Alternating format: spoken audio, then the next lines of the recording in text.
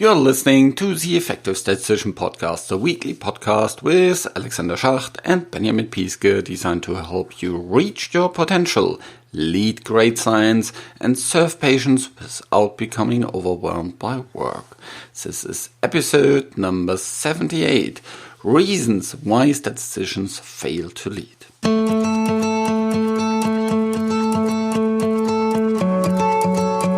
Welcome to this webinar organized by the Effective Statistician. I'm Alexander Schacht, as you can see from the screen, and I'm here presenting together with Gary Sullivan. And we are talking about 4 reasons why statisticians fail to lead and how to overcome them, because the time for statistical leadership is now. Okay, what will we speak about today? We will first speak about what we mean by leadership, because it's not just kind of the administrative leadership that lots of people think about, because this webinar is both for statisticians with and without supervisor responsibilities. We'll also give a little bit of an introduction of Gary and myself, and then we go into the core topic about why don't statisticians lead and how you can address these problems. Finally, we will also show you some further solutions that you can go into to accelerate your leadership development. And then we finish with a Q&A. Okay, so welcome everyone. I'm Gary Sullivan. Good morning, good afternoon, wherever you are in the world. So I always like to start any type of seminar or training with a definition of leadership. I think it's really important, because if you don't sort of define what it is you're aspiring to be or do, I think you can get lost. So this is a definition that we first developed at Eli Lilly and Company when I was there, and I've kind of tweaked it over the years. And it reads as: the definition of leadership is the ability to consistently deliver value to an organization or cause by inspiring others to take a specific direction or action when they truly have the freedom or choice to do otherwise. I would ask you to sort of think about this definition, whether you find it appropriate for you, or think about what other definition might be appropriate. But I would guess that it's probably pretty close to what this is. So this is kind of what we're striving to do. This is what I strive to do in any training that I provide, and this is what we'll be striving to do in the leadership course that we'll be presenting over the next few months. So just a quick introduction. I'll let Alexander introduce himself. So I'm a statistician by training. I got my PhD in 2002 from the University of Göttingen and joined the pharma industry directly thereafter. First at Boehringer Ingelheim, then at Lilly, and now I'm just moving into my next role at UCB. And I've worked in the late phases for most of this time in neuroscience, in virology, and also in immunology. And in terms of the most of the time where I worked in the medical affairs and the HTA area.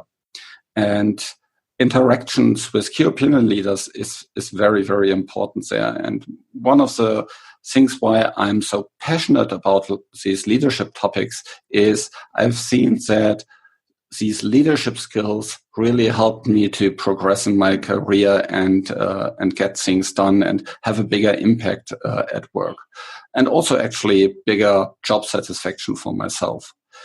One of the challenges, for example, I faced from a leadership perspective was that I really wanted to directly interact with key opinion leaders at advisory boards and these kind of settings where we in the pharma industry work together with external physicians. And at the time I started at Lilly, statisticians were rarely invited to these advisory boards, and especially in the affiliate where I was working, nearly nobody from the stats team was invited, or really on a very, very occasional thing. However, lots of the input into the strategic discussions, into the design aspects happened at these advisory boards. And for me, it was really important to get in there to actually have an impact and make strategic discussions, and also help our customers there better understand the science. So I applied various leadership techniques to actually accomplish that, build relationships with those that have a say in that, contributed, spoke up, and really added value to these advisory boards. So I got more and more included, up to the point where I actually was a co-chair of the advisory boards. So that's just an example of leadership behavior that we want to talk today about, and which is also why I'm so interested in it. I see lots of statisticians that are very, very good on the technical basis, but still fail to have an impact at work because they can't combine it with these leadership skills. And that's why I'm so passionate about it. And that's why we are here today and have this webinar. All right, great, Alexander, thank you. So again, my name's Gary Sullivan. I got my PhD in statistics from Iowa State University way back in 1989. From there, I joined Eli Lilly and Company. I was there for just over 28 years.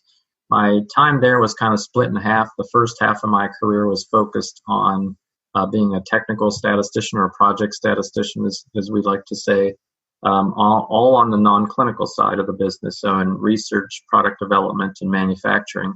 About halfway through my career, I moved over to the management side. I took on some different management roles of statisticians on the non-clinical side. My last role at Lilly, for the last 7 years I was there, I had responsibility for all the non-clinical statisticians as the senior director for all non-clinical statisticians at Lilly.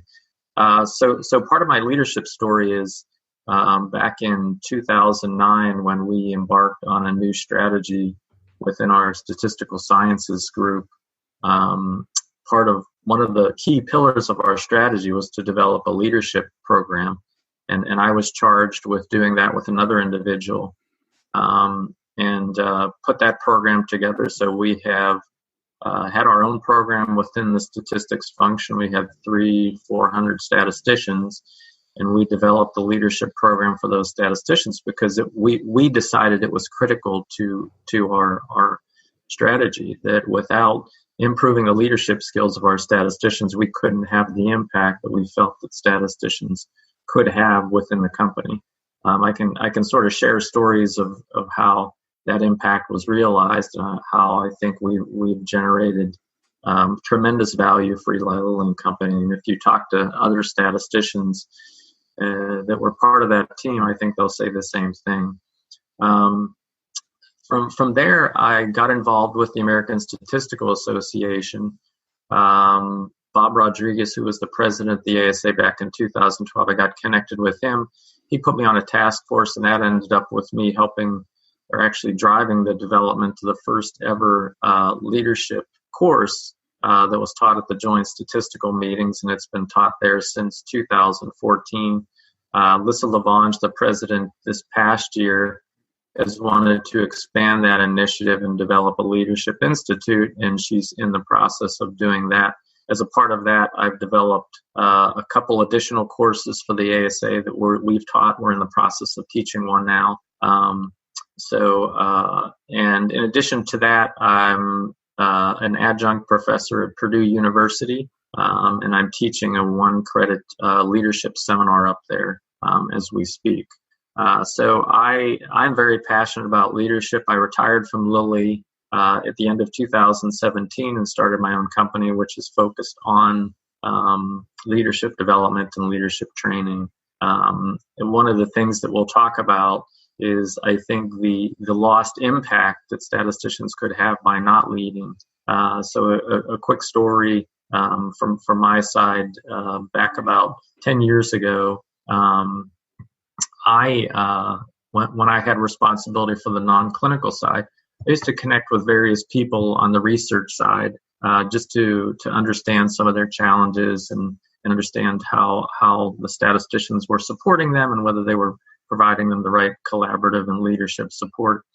And I developed a good relationship with a senior chemist, and he had shared with me one of his challenges was he was frustrated with some of the bioavailability data that was being generated from the ADME group.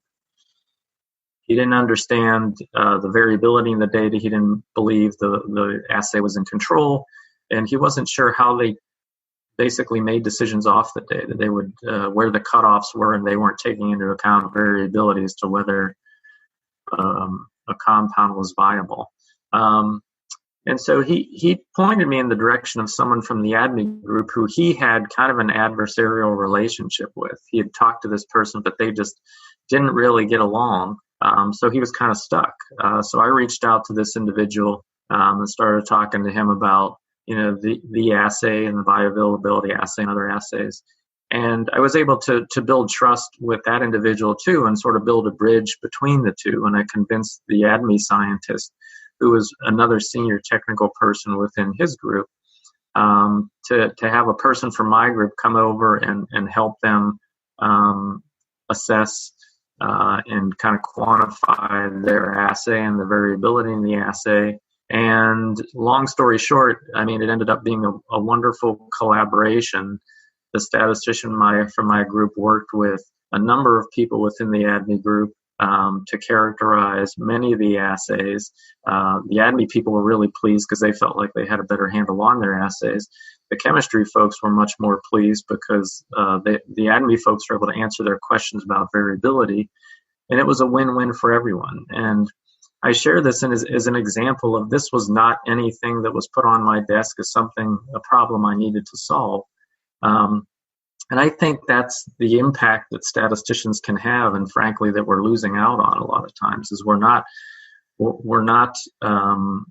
the opportunities that maybe are the most impactful and value-adding are not opportunities that are presented to us. We have to go out and find them. And that requires, I think, leadership skills in terms of building relationships, networking, understanding the business, developing trust with collaborators, and then frankly seeing opportunities and then driving change. So I think that's truly leadership. And like I said, the benefits that I've seen in my career over the years from leadership, and even the benefits of people around me, I think are sometimes pretty astonishing. And I think statisticians don't realize the impact that they can have from developing stronger leadership skills. So that's one reason, like I said, that I'm very passionate about it. And I really feel like statisticians do collectively need to step up and learn how to lead and go do it. So let's dive into the four big reasons, at least the four big reasons from our perspective. You'll see some overlap in these reasons. You might think of other ones, but I think these kind of cover most anything anyone can think of in terms of why statisticians don't lead. The first reason that we've listed here is mindset. As you all know, statisticians are from pretty much early in their graduate training. They're trained to support and not really lead. And there's nothing wrong with that. Being in the service in order to help others is a great endeavor. But the way that we're trained, and I don't mean technically, but from a mindset standpoint, is we are very sort of logical, concrete thinkers that think in terms of facts. I'm seeing this right in front of my eyes as I teach this seminar up at Purdue University. A lot of smart statisticians, I have about 20 graduate students in my class, and it's been a challenge for them to sort of think differently, that I'm not asking them to think about how to develop a specific method or whether a technical approach is right or wrong. Leadership is a very abstract science in a way, and there's no one way to lead, and there's no textbook on how to lead. The different challenges that leaders face, you can't write them all down in an encyclopedia of textbooks. So it's hard for them to think that way. I can see that I'm trying to sort of break them out of a mold that they've been thinking, and because they're getting sort of very technical trained. They're trained to go into a room, sit and listen to lectures and take notes and ask questions just to clarify things. But they don't think about, they're not able to, I think, judge ambiguous situations as well. We're not trained to do that. I think we have good foundational skills to do that. But we're trained to consult, teach, research. And I fell into this too. When I first hired into Lilly, I became very busy. I had lots of clients, lots of projects. I found success. I felt like I was helping them.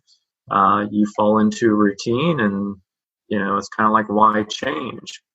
So we don't see leadership as our responsibility necessarily. We really don't see it as anyone's responsibility. Someone kind of steps up and always does it. But most statisticians never think about it. And as I said in my introduction, I think there's a real impact loss here. I can't sort of stress that enough, that I think statisticians have so much to offer beyond their technical skills. I think we're very, very insightful and adept thinkers. And I think the sky's the limit as far as statisticians can go. We just need to realize that. The second reason, and it's kind of related to the first, is a bias toward technical skills. Now, there's no debate that our strength and foundation are our technical skills. That's what we're trained to do initially. That's why we're hired. That's why a lot of people are hired, for their technical skills. But I think we fall into a trap of the more expertise, the better. And it's hard to kind of break out of that. We fall into, again, this kind of comfort zone of just wanting more and more technical training. And I think it's either we realize it too late or never realize it, that we need to add to our non-technical skills. And some people call them soft skills. I would just call them leadership skills, because that's what they are. Again, I saw an example of this last year. A colleague I had worked with within the ASA had proposed and had accepted offering a leadership course, just a one-day leadership course at a large statistical technical conference. This technical conference was attended by over 1,000 statisticians. The course was sort of put out there along with a lot of the technical courses that were offered. And we couldn't get 12 statisticians. We couldn't even get 10 statisticians to sign up for this course. And we had to cancel it. And I really think that's a problem with statisticians, that we focus on these technical skills and we feel like that's our bread and butter, and the more the better, until the technical arguments aren't enough. We may go in thinking, hey, this method is better than this method, but there's other factors that leaders and decision makers take into consideration, or that we as statisticians have to take into consideration, and we're not able to influence them or convince them accordingly. We may start to see opportunities, but we're not skilled at driving change. I really think that statisticians should focus on technical skills initially in their careers. But as they get into a professional workplace, we need to change the ratio, because I think it's closer to 95 technical and 5% soft or leadership skills, or maybe even worse than that in some sense. And there needs to be a balance. As you get further in your career, you need to hone more of your soft skills or your leadership skills, and focus less on the technical skills. And again, don't get me wrong, I'm not saying that we should ever abandon our technical ability, because I think even people in administrative leadership positions need to have that technical skill. But the more leadership skills, the better. And we're really sort of biased away from that right now. The third reason is just a lack of leadership understanding. You might even just say sort of the basics of leadership. So just to, again, give another example from early in my career, this was a couple years into my career at Lilly, and I was working with a formulator in the tablet development area at Lilly. And he had noticed that the way that we sort of selected equipment was kind of haphazard. and was sometimes sort of disruptive in that some certain pieces of equipment wouldn't really jive with other pieces, or two areas that might use the same equipment would buy different pieces of equipment. And he really wanted to do something about this, and so I was working with him to develop sort of an approach that was somewhat based in data and quantitative in terms of assessing some of the capabilities of the different equipment, and maybe bringing a more quantitative and logical approach toward purchasing equipment and implementing it. And we ran this by one of the leaders over there who was an executive director in the area. At one point, after several meetings, I mean, he became convinced, and he just kind of said, "Okay, I'm convinced. Show me the way." In a sense, he was saying, "Okay, go lead this." And I was a little bit paralyzed, to be honest with you. I really didn't know the next steps to take. I really didn't understand that I would have needed to network the idea with leaders within the area that was going to be impacted, to influence people, or to really know how to sort of drive that change. So I think it's just sort of a basic understanding of leadership, and some of the basic leadership skills and fundamentals would have been really helpful to me at that time. So I sort of come to the conclusion that it's never too early to invest in your leadership skills. I think, again, I don't know if graduate school is too early. I think I'm going to at least create a little bit of a mindset change for some of the folks I'm teaching now, but hopefully within the first few years of their professional career, they'll start to see that some of the concepts that I was sharing with them, they really need to invest in and hone those skills. The fourth reason is a lack of big picture thinking. Again, statistical consulting provides lots of tactical challenges. We have lots of opportunities to optimize and develop new methods. When we get a data set, there are lots of different ways that we can analyze the data set, but sometimes we can sort of get in too deep here, that our focus becomes the tactical aspects of the project and not the strategic aspects. So it kind of gets back to our training. Our focus is on the immediate customer, the immediate problem. We don't think bigger picture. We don't think what's the question that my analysis is trying to answer, or the question beyond that question. So again, another quick example, again, earlier in my career, and this is back in the early to mid 90s, I had this idea that we could leverage statistical experimental design to really demonstrate robustness in our processes. This is when I was working in the bioproduct development area. And so this was, about 7 or 8 years ahead of the FDA's 21st Century Initiative and the Quality by Design Initiative that really impacted the CM&C development and manufacturing side of the business. That was sort of the basis of their thinking.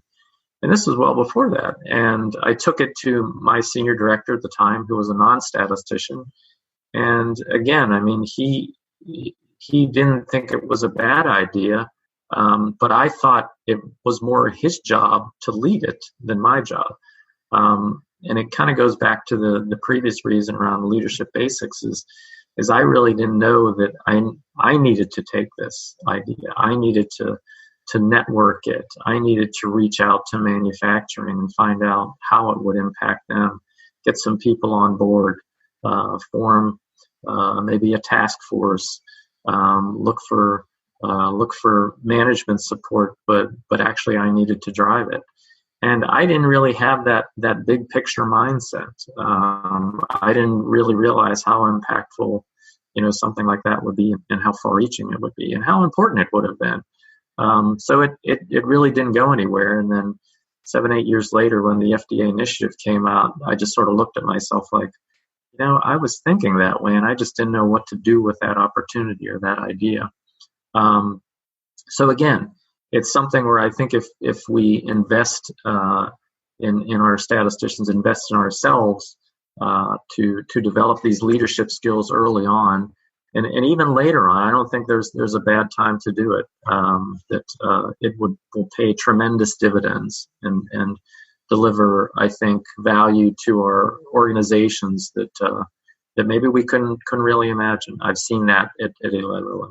The question comes, okay, well, how do we address these issues? And this was part of the seminar. What should we do about them? And I'll go over some high-level things here and then maybe give you some specific ideas on the next slide. But, I mean, first and foremost, the first obvious answer is to invest in leadership development.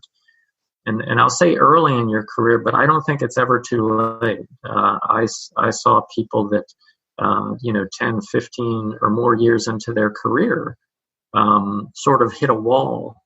And once you sort of expose them to the ideas of leadership and some of the key concepts, they see what's been sort of hindering them to take that next step.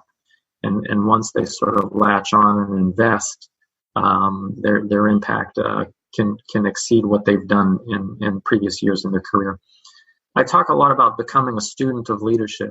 I have the idea, I write a blog for my website, and one of the things I'm going to write about is the notion that how leaders need to invest in leadership development. I think people have this misconception that once they become or put in a leadership role, whether it's a senior technical role or a supervisory role, that's an indication that, okay, I've got it figured out. And having studied leadership for over 10 years now and studied a lot of leaders, more people don't have it figured out than do. I can tell you that for sure. So I think even people that consider themselves to be good leaders need to continuously be students of leadership. And I've seen the best leaders are the ones that do this, that they are just passionate about learning and picking up any new leadership idea or concept or learning from any experience. The third thing is to take on challenging roles and opportunities. I think, again, this gets to statisticians kind of stepping out of their comfort zone. At some point, when people kind of break free of the, okay, I'm not just here to provide technical support, that they kind of see that, yeah, they make themselves a little bit vulnerable there, but the learning and the development is just tremendous. And I think they find as well, and this is what I found as well, is that I can go toe-to-toe with people from other disciplines with regard to thinking strategically, thinking about new ideas, innovating and implementing different ideas to improve any part of a business. So I don't think we should take a backseat to anyone there. So what are some specific things that people can do? One thing is to just sign up for non-technical training. And again, I'll call this leadership training. There's a couple examples there, but just again, another example from early in my career. I took a technical communications class within the first couple of years I was at Eli Lilly and Company. And to this day, the skills that I learned from that class, I mean, they're basically leadership communication skills. And I use them throughout my career, and I use them and I teach them today. So just even honing one skill that's a leadership skill, whether it's how to be a more effective communicator or how to build trust with employees, there I think are training courses out there that people can invest in. And as I said, I think we need to change the ratio of the amount of technical training people invest in to non-technical or leadership training. If you think about for yourself or even for your colleagues, how much time you invest in going to technical seminars, going to technical conferences, I think you'll start to see that, yeah, maybe I can afford to mix in, a leadership seminar or a communications class or a negotiations class, once every year. The second idea I would offer is to read the biography of an exceptional leader. This is something I had my students do up at Purdue. I had them write a profile of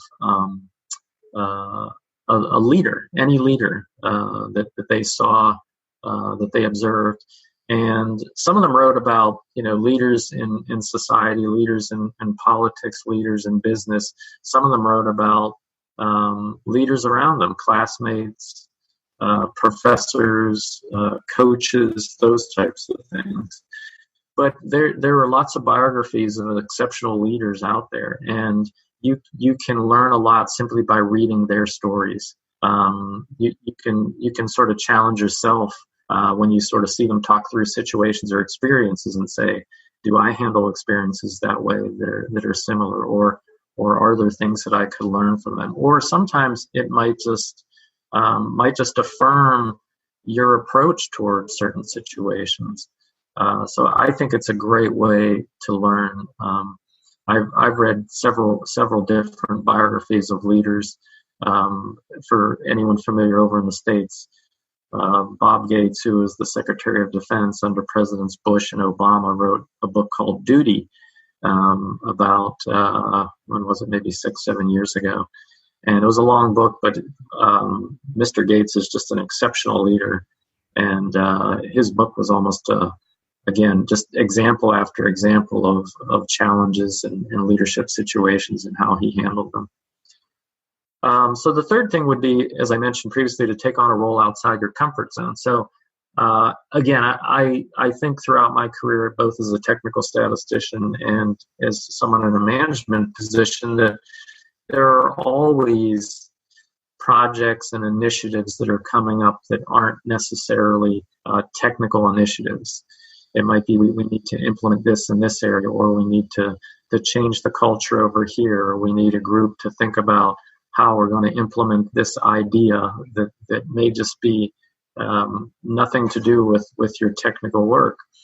And I finally learned that when those opportunities would come up, that I would volunteer for them.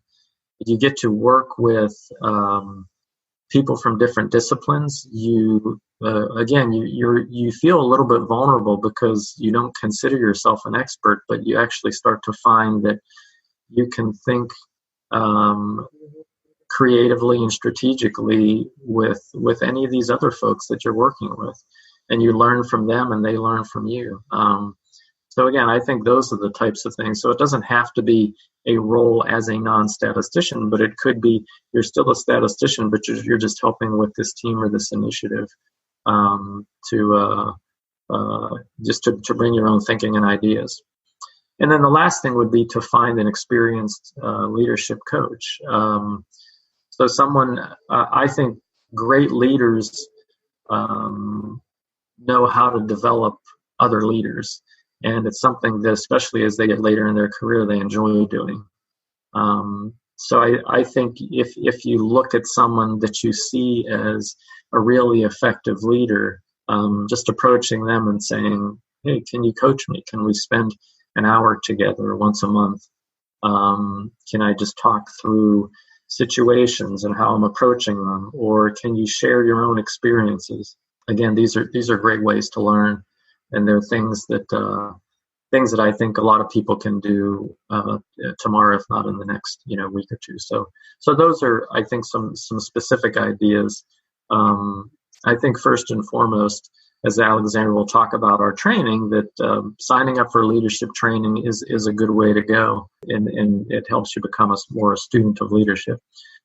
So on that topic, you may think, well, there's different types of training. Our training is a little bit unique, and Alexander will go into that in a few minutes.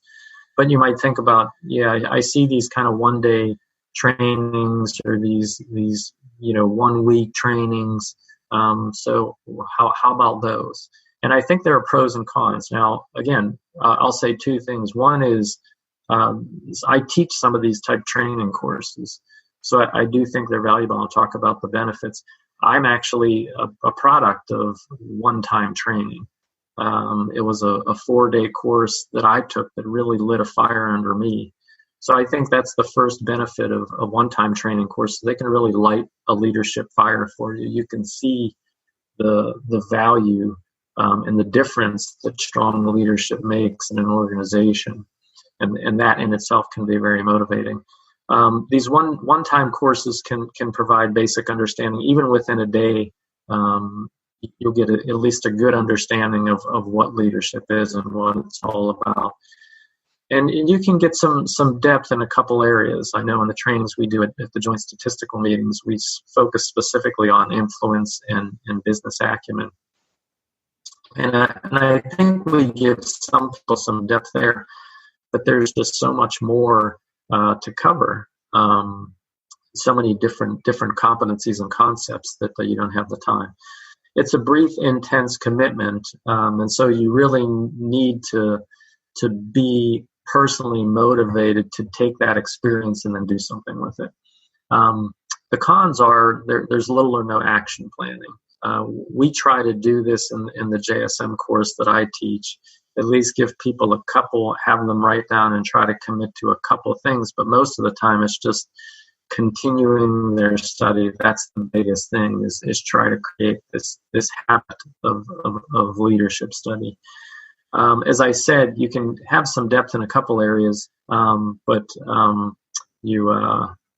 breadth is limited. There's no feedback loop. We try to do some exercises in these courses, but again, they're very quick, and so there's not really a chance to go out and practice and gain experience applying these things in the workplace, and then coming back and saying, "Hey, this worked," or "Here's how it went," or "This went well, then I sort of hit this other roadblock or this other challenge." And like I said, it's 1 day, 2 days, 4 days. It's difficult to sustain momentum because everyone knows you go to a training class, you come back, and then work happens. The rest of the company didn't stop functioning. You're slammed with more projects, and sometimes within a week you can forget that you were even at that course. So those are the challenges there. Like I said, I teach these courses, and I kind of make this clear when I teach them, that to tell people that it's really up to you. And there are some little things that you can try to do to create some momentum, but it can be difficult. Okay, thanks so much. Thank you. This is an episode that is a replay of a webinar that Gary and myself did early 2019. And you'll hear Gary talking to slides, but of course you don't see the slides, but I think you can get all of the content also just by listening to it. We are talking about a couple of reasons why we believe that statisticians are failing to lead in terms of not as supervisors, but leading in terms of influencing others. And we'll also talk about a couple of things you can do to actually overcome these leadership failures. However, the best things that you can do, and that's just from Gary and myself, is to enroll in our leadership program. It's a really, really nice program and set up in a way that Gary and myself would have liked to have it for ourselves when we were younger in our career, and what we would have liked to learn early in our career to be much more successful. So we took a long time during our career to gather all these things together, boil it down to the most important parts, and then present it back to you so that you can become students of leadership through this leadership program. Gary and myself are very, very passionate about it because we think that leadership is, or failure of leadership, is the main reason why we as statisticians are not having the impact we could have in the work. And therefore we are not serving patients well enough, and we are not reaching our potential. Of course, this whole podcast is about this, but this leadership program is designed as a program that can help you implement all the learnings in your day-to-day activities.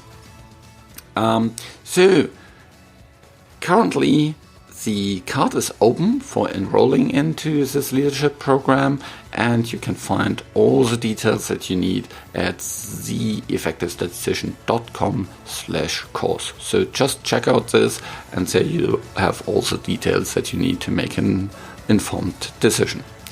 This podcast is created in association with PSI, a global member organization dedicated to leading and promoting best practices and industry initiatives. Join PSI today to further develop your statistical capabilities with access to the video-on-demand content library, free registration to all PSI webinars, and much, much more. Visit the PSI website at psiweb.org to learn more about PSI activities and become a PSI member today.